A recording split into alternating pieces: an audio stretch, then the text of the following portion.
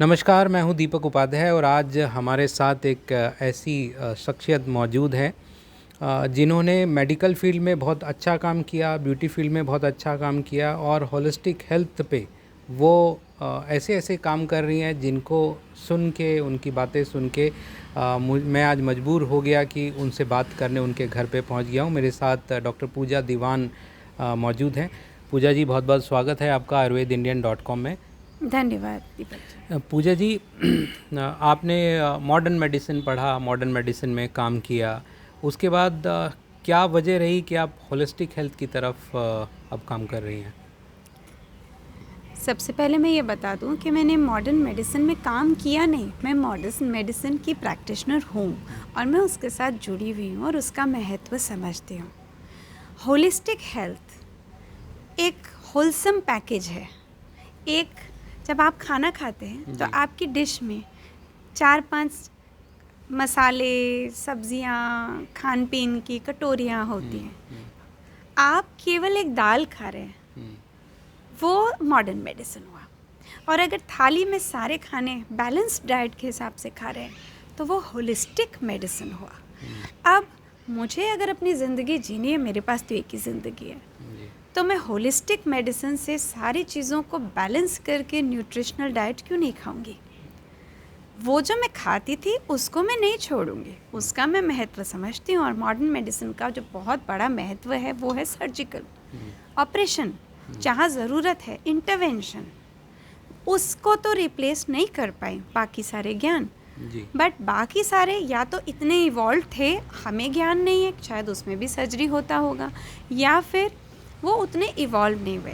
तो wholesome life, holistic health, holistic medicine मेरे ख्याल से हम सबके कण कण में है, सिर्फ हम वो आईना नहीं पोजेस करते उसको देखने के लिए। पूजा जी, आप ने गायनी में बहुत जो बड़ी डिग्रियां हैं वो की, आप रॉयल कॉलेज ऑफ गायनोकोलॉजी से भी संबंधित हैं, लेकिन आप जो बात करती हैं गर्भ संस्कार की, वो उसका ख्याल कैसे आया आपको?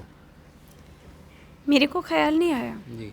गर्भ संस्कार हमेशा से था जी। शायद लोगों को ये शब्द नहीं पता थे। जब ये सुनते हैं गर्भ संस्कार तो थोड़ा भारी भरकम सा शब्द लगता है। और यही चीज़ जब वो एंटीनेटल क्लासेस में बताते हैं कि प्रेगनेंसी के दौरान अच्छे माहौल में रहो, अच्छा गाना सुनो, अच्छी बातें करो, खुशहाल रहो, वो क्या है? वो गर्भ संस्कार ही तो है। सिर्फ हमने अपनी पुरानी बातें खोजी नहीं थी। हाँ, गर्भवती महिला है, उसकी कोख में जो बच्चा पल रहा है उसको भी तो कोई एनवायरनमेंट मिला है। सबसे पहला एनवायरनमेंट तो उसकी माँ का ही है ना, कि माँ की दिल की धड़कन कितनी तेज़ जा रही है, उसमें कितना सुकून है, जिस पानी में वो तैर रहा है उसकी क्या आवाज़ है। और अगर माँ बाहर बैठी है, जैसे आप और मैं बैठे हैं, और ये चिड़ियों की चहचहाहट हमें सुनाई दे रही है, ये उसको सुकून दे रही है, खुशी दे रही है, यही गर्भ संस्कार है। आप जो सुनेंगे, भले ही बच्चे को वो आवाज़ सुनाई दे या न दे, उसको वो शब्द समझ आए न आए, पर हकीकत तो ये कि मदर तो ट्रांसमीटर है। बट साइंस ने ये प्रूव करा है कि यदि माँ की आवाज़ सुनी जाए या किसी महिला की सुनी जाए पुरुष की बजाय, या फिर अगर हम कुछ शब्द गा रहे हैं, शब्द न गा के अगर केवल गाने की धुन हो, या खुद न गा के अगर इंस्ट्रूमेंटल हो, इन सबको बच्चा ज़्यादा पहचानता है। तो कोई तो फ्रीक्वेंसी होगी, कोई तो वेव्स होंगे जो बच्चा पहचानता है। तो शायद कहते हैं कि अर्जुन के जो पुत्र थे अभिमन्यु, तो अभिमन्यु ने आधी बात सुनी थी अपनी माँ की कोख में, यदि पूरी बात सुन लेते तो चक्रव्यूह भेदना पूरी तरह से जानते होते जी। ये क्या है? गर्भ संस्कार ही तो है। अब आप लिमाजी क्लासेस बोलें या मॉडर्न एंटीनेटल क्लासेस बोलें या म्यूज़िक थेरेपी बोलें, संगीत शिक्षा, संगीत से जो चिकित्सा है, हम उसी की बात कर रहे हैं। पूजा जी, आपने जितने क्षेत्रों में काम किया है, शायद आपका प्रोफाइल पढ़ने के बाद मैं उनके बारे में तो कुछ नहीं बता पाऊँगा, क्योंकि इतने डिफरेंट वास्ट आपका जो एजुकेशन है वो है। आप ही बताइए, एमबीबीएस के बाद आपने क्या किया और कैसे आपकी जर्नी एज अ डॉक्टर रही? एमबीबीएस करे तो परसों हो गए। एमबीबीएस के बाद पोस्ट ग्रेजुएशन करी।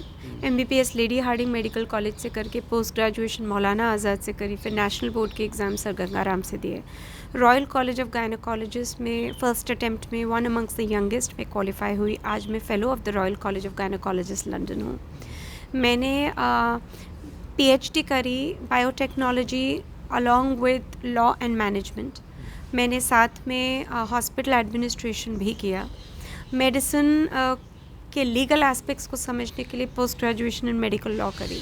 मैं national auditor internal auditor assessor हूँ NABH national accreditation board of hospitals की। साथ में स्पेशलाइजेशन जो थी गायनोकोलॉजी के बाद सुपर स्पेशलाइज करा। उसमें मैंने टेस्ट ट्यूब बेबी IVF जिसे reproductive medicine and assisted reproduction technology बोलते हैं। फिर मैं मिनिमली इन्वेजिव सर्जरी जिसे लेप्रोस्कोपिक की होल सर्जरी कहते हैं उसमें स्पेशलाइज करी। और इन सारी चीज़ों का तालमेल लेके मैं आज जामिया हमदर्द यूनिवर्सिटी में एडजंक्ट प्रोफेसर हूँ school of nursing and allied health and सुमेड जो school of Unani medicine and educational research है। ये तो मेरी मेडिसिन की जर्नी रही। कई सालों से मैं हेड करती रही हूँ ऑर्गेनाइजेशंस। पहले सारे max hospitals across Delhi NCR, फिर कोकिलाबेन धीरूभाई अंबानी हॉस्पिटल मुंबई में, फिर नोवा IVF की जो चेन थी उसको हेड कर रही थी, फिर अपोलो फर्टिलिटी को मैंने ज्वाइन करा। इस तरह से जर्नी चलती ही रही। और जो मेडिसिन में आयाम होता है वो होता है कि आप जो कर रहे हैं आप बेस्ट रिसर्च करें, इनोवेशन पेपर्स लाएं। वो सब में मेरे पुरस्कृत हुई। और मेडिसिन के रिसर्च पेपर्स मेरे इंटरनेशनली इंडेक्स जर्नल्स में भी छपे। और उसके बाद क्या आता है, आप मेडिसिन कर रहे हैं तो चिकित्सा जो करते हैं आप सोशल सर्विस कर रहे हैं, नोबल प्रोफेशन है कि नहीं। तो नोबिलिटी इस प्रोफेशन में है। जब मौका आया कोविड के दौरान तो कोविड वॉरियर तो एक टर्मिनोलॉजी मिल ही गई थी सारे डॉक्टर्स को, पर मैंने अपने शो जो कि हिंदी और इंग्लिश दोनों ही महिलाओं के हेल्थ के साथ थे उसके लिए अपने शो विंडोज़ खोल दिए और बोला कि आपको जो प्रश्न पूछने हैं मुझसे पूछो। उसके तहत मुझे लॉर्ड ऑफ रिकॉर्ड्स जो इंडिया की फ़र्स्ट वीडियो बुक थी उसमें हेल्थ रिकॉर्ड पे बायोग्राफिक फ़िल्म मेरी बनी, जिसमें म्यूज़िक थेरेपी पे भी जो ख़ास मैंने काम किया था उसके बारे में बातचीत हुई। और साथ में जो मुंबई रत्न अवार्ड में जो महाराष्ट्र के गवर्नर है कोश्यारी जी, उन्होंने मुझे social service in the field of health से सम्मानित किया। तो अचानक से एक साधारण सी डॉक्टर एक सब आपने इतना सब काम किया, फिर उसके बाद अचानक आप जो नॉर्मल मॉडर्न मेडिसिन है वो बहुत सारी चीज़ें नहीं मानते हैं, आयुर्वेद को नहीं मानते, यूनानी को उनको लेकर बहुत सारे रिजर्वेशंस हैं, होम्योपैथी को लेकर बहुत सारे रिजर्वेशंस हैं। लेकिन आप मॉडर्न मेडिसिन में इतनी सुपर स्पेशलिटी करने के बाद आप आज यूनानी में काम कर रही हैं, आयुर्वेद में काम कर रही हैं और थेरेपीज़ में काम कर रही है, ये कैसे हुआ? देखिए, इंटीग्रेटिव मेडिसिन का ज़माना है तो भले ही कोई आयुर्वेद में BAMS कर रहा है, होम्योपैथी में BHMS कर रहा है, यूनानी में BOMS कर रहा है, नेचुरोपैथी कर रहा है, भले ही वो एलाइड फील्ड्स में जैसे कि फिजियोथेरेपी में काम कर रहा है, योग साइंसेस में कर रहा है, कहीं ना कहीं बॉडी की एनाटॉमी, फिजियोलॉजी, पैथोलॉजी की तो ज़रूरत है। तो मैं ये नहीं कह रही कि मैं यूनानी मेडिसिन में जाके यूनानी पढ़ा रही हूँ, मैं main stream medicine, anatomy, physiology, gynaecology इनके पे फोकस कर रही हूँ। तो इन सब्जेक्ट्स की जो बेसिक्स है, चाहे आप कोई भी साइंस पढ़े, बॉडी की एनाटॉमी, फिजियोलॉजी तो बदलती नहीं जी। फिर आती है बात कि क्या मैं अपने ऊपर नेचुरोपैथी वगैरह करती हूँ। मेरे ख्याल से हर इंसान करता है। जब आपको बोला जाता है कि आप 8 घंटे ज़रूर सोइए जी, खाली पेट मत रहिए, सारे टाइम आप खाली पेट मत रहिए, आप 8 घंटे सोइए, आप अगर उपवास रख रहे हैं तो बैलेंस करिए, रात को सोने से पहले आप पानी पी लीजिए, सुबह उठ के पानी पी लीजिए। ये सब क्या है? ये नेचुरल थेरेपीज़ हैं।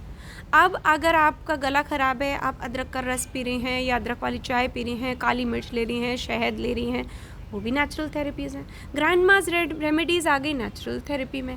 अब जब हमको कहा जाता है कि अगर फ्रूट्स खा रहे हो तो सिर्फ फ्रूट्स खाओ, वेजिटेबल्स खा रहे हो तो सिर्फ वेजिटेबल्स खाओ, ये भी तो नेचुरल थेरेपी का ही हिस्सा है। अच्छा, जब आप एक्सरसाइज कर रहे हैं तो जो हमारी आइसोटोनिक आइसोमेट्रिक एक्सरसाइजेज होती है, आइसोमेट्रिक यानी स्टैटिक स्ट्रेंथ की एक्सरसाइजेज, जिसमें मसल्स की गर्थ, साइज, लेंथ बढ़ते हुए नहीं दिखता, उसका एग्जेम्पलरी एग्जाम्पल क्या है? योगिक एक्सरसाइजेस। योगा में क्या है? आप स्टैटिक एक्सरसाइजेस कर रहे हैं, आपकी मसल गर्थ नहीं दिख रही, टेंशन नहीं दिख रही, पर आपकी मसल स्ट्रेंथ बढ़ रही है, ठीक है, वो योगिक एक्सरसाइज। अब आप उसको पिलाटीज के पॉइंट ऑफ व्यू से कह लीजिए कि मैं स्टैटिक एक्सरसाइजेस कर रही हूँ, या मैं अदरवाइज आइसोमेट्रिक एक्सरसाइजेस कर रही हूँ, पर है तो योगी।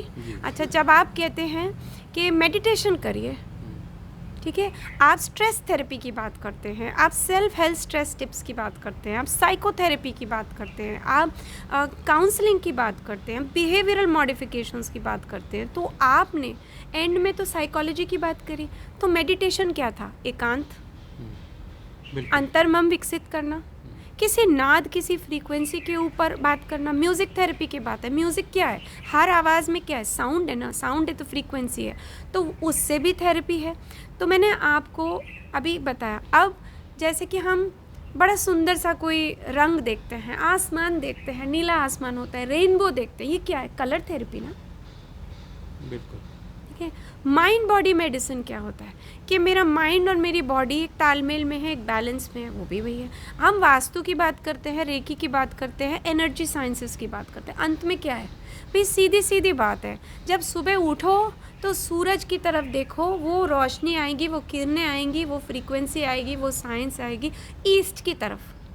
दरवाज़ा इधर को हो, जब आप अगर पूजा कर रहे हो मंदिर उस तरफ को हो। क्यों है ये? नॉर्थ ईस्ट, दरवाज़ा ईस्ट की तरफ, सन फेसिंग। आप एक घर खरीदने जाते हैं, फ्लैट खरीदने जाते हैं, तो क्या करते हैं भाई? छाँव सिर्फ नहीं चाहिए, धूप भी सिर्फ नहीं चाहिए, बैलेंस चाहिए। एक तरफ से धूप आए, एक तरफ कुछ छाँव आए। जब सुकून का टाइम है धूप में तो मैं छाँव वाले कमरे में बैठ जाऊँ, तो सुबह का टाइम है तो मैं धूप में बैठूँ, सर्दी है तो मैं धूप में बैठ सकूँ। ये सारी साइंसेस है ना।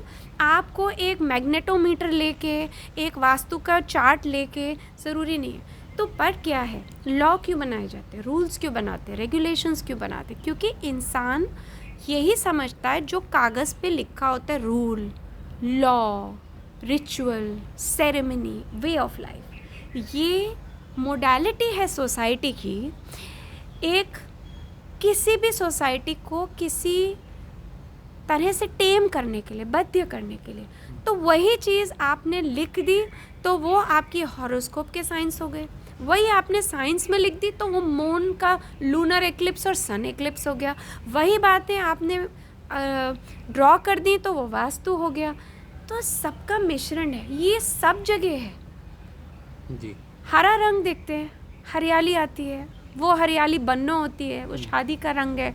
तो अब आप हरे रंग की चूड़ी देखें, बट हरियाली क्या है? हरे रंग से क्या वाइब्स आ रही हैं? लाल देख के क्यों वार्निंग साइन लाल को बनाया? क्योंकि स्ट्रॉन्ग उसकी वो है। काला रंग क्यों हम लोग बिरीवमेंट के लिए रखते हैं? वेस्टर्न वर्ल्ड में काला रंग क्यों बिरीवमेंट के लगते हैं? क्योंकि काला सारी रेज अंदर ले लेता है, बाहर को रिफ्लेक्ट नहीं करता, वो गर्म लाता है। हर चीज़ के पीछे साइंस है। यही होलिस्टिक लाइफ है। अब holistic life, holistic medicine, holistic health एक ही चीज़ है। लेकिन डॉक्टर साहब, एक बड़ी लॉबी है या कहिए एक बड़ा तबका है जो, आप तो जैसे मानती हैं नेचुरोपैथी बाकी सबको, लेकिन एलोपैथी में एक बड़ा तबका है जो ये बार बार कहता है कि एविडेंस बेस्ड नहीं है ये मेडिसिन। आपका क्या मानना है इस बारे में? पहले तो ये समझ लें कि कॉम्प्लीमेंट्री ऑल्टरनेटिव मेडिसिन और मेन स्ट्रीम मेडिसिन में क्या फ़र्क है। जो आज की प्रचलित, सबसे ज़्यादा प्रचलित फॉर्म ऑफ मेडिसिन है, मॉडर्न मेडिसिन, उसको एलोपैथी बोलते हैं, जिसको वेस्टर्न मेडिसिन भी बोलते हैं। जी। बाकी जितने फॉर्मेट्स ऑफ मेडिसिन हैं, traditional medicine, evolving medicine and indigenous medicine, ये सारे कॉम्प्लीमेंट्री ऑल्टरनेटिव मेडिसिन थेरेपीज़ में आते हैं। अब मोहिंजोदारो और हड़प्पन सिविलाइजेशन थी, वहाँ से सिविलाइजेशन शुरू हुई थी। वो लोग क्या करते थे? जब तक हम गए नहीं, हमने जब तक खोदा नहीं, जब तक हमने C14 कार्बन डेटिंग नहीं करी, तब तक हमें पता ही नहीं था। हम बोलते हैं कि रामायण वाकई में थी कि नहीं, महाभारत वाकई में थी कि नहीं, वो राम सेतु था कि नहीं। अब हम जाके उसकी कार्बन 14 डेटिंग करते हैं। तो ऐसा है, इतने साल पहले डायनासोर्स थे, एक गोंडवाना का सुपर कॉन्टिनेंट था जिसमें से टूट के इंडिया निकला जो एशिया के साथ चिपका और वो क्रस्ट एलिवेट हुए तो हिमालय बना, ये प्रूव हो गया। पर किसी ज़माने पहले ये सब साइंसेस थी और उनकी भी पक्का एविडेंस बेस्ड मेडिसिन थी, उसके शायद कागज़ पत्र नहीं मिले हैं। तो आज जो है वो हमारे सामने है, तो हम लुक बैक करके या तो उनके मैन्युस्क्रिप्ट्स ढूंढें। जब हमको कोई चीज़ लिखी हुई मिलती है तो हम उनके जो लोगोज़ हैं, जो उनके फिगर्स हैं, उसको डिसाइफर और डिकोड नहीं कर पाते। तो नेचुरल डिज़ास्टर्स ने बहुत कुछ मिटा दिया होगा और बहुत सी चीज़ें आने वाली हैं। फ्यूचर मेडिसिन जो है उसकी एविडेंस हम खोज रहे हैं, करंट मेडिसिन की एविडेंस हम इस्टेब्लिश कर रहे हैं, पुरानी मेडिसिन की एविडेंस हमें मिल नहीं पा रही तो हम चैलेंज करके वो कर रहे हैं। देखिए, जो जहाँ जिस कुर्सी पे जब बैठा होता है ना, उसको वो कुर्सी प्यारी होती है। वो चाहता है कि जो मेरे हाथ में वही प्रचलित हो। ठीक है, कोई नहीं चाहता आपके घर के अंदर कोई आ रहा हो, 4 और लोग घर में आ रहे हैं, वो सब आपको ट्रेसपासर्स लगते हैं।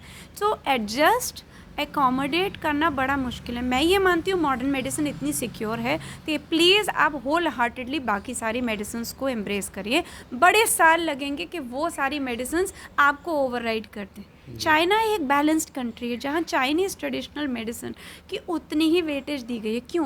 क्योंकि वो क्लोज्ड कंट्री थी, उसमें आयरन वॉल था, उसने वेस्टर्न मेडिसिन की इन्वेजन इतनी जल्दी नहीं ली, इसलिए वो उसको प्रोटेक्ट कर पाए। हम बहुत पहले इन्वेड हो गए। हमारे इंडिजिनस साइंसेस, यहाँ तक कि हमारे इंडिजिनस लोग जो थे वही ट्राइबल शेड्यूल का शेड्यूल ट्राइब एक्नॉलेज हुए। जो बाहर से आर्यन रेस के आए वही तो हम सब लोग माने जाते हैं। हम तो बाहर के फॉरेनर्स आए ना इंडिया में शायद।